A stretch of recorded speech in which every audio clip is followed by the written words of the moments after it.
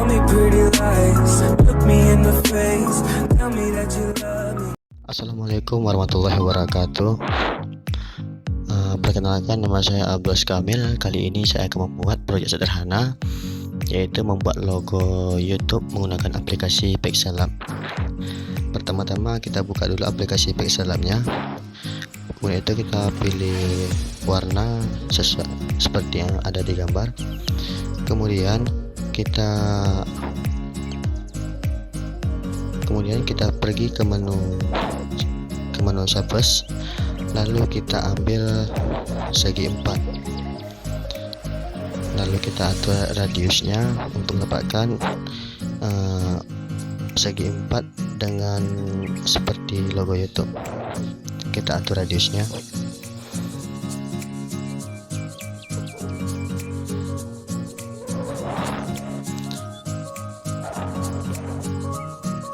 Setelah itu kita akan atur warnanya.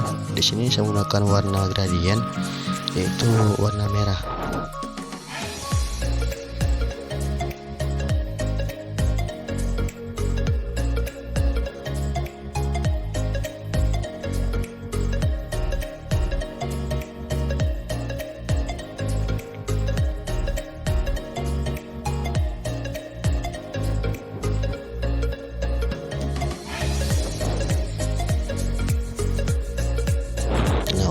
Warna ini kita bisa atur sesuka hati kita, yang mana pasnya saja. Oke, rasa sudah cukup. Kemudian kita cari untuk mempermanisnya. Selanjutnya kita membuat logo panah. Selanjutnya kita akan membuat logo panah yang ada pada seperti logo YouTube pada umumnya.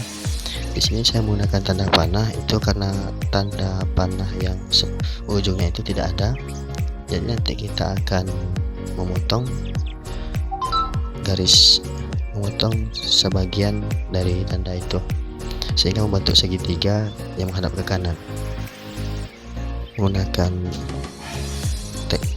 Di sini saya menggunakan teknik masking untuk memangkas sebagian dari tanda panah itu.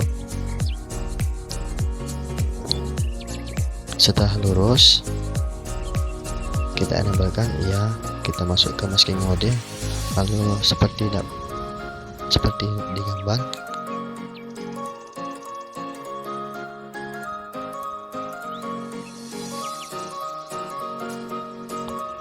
Lalu kita paskan posisinya di tengah-tengah.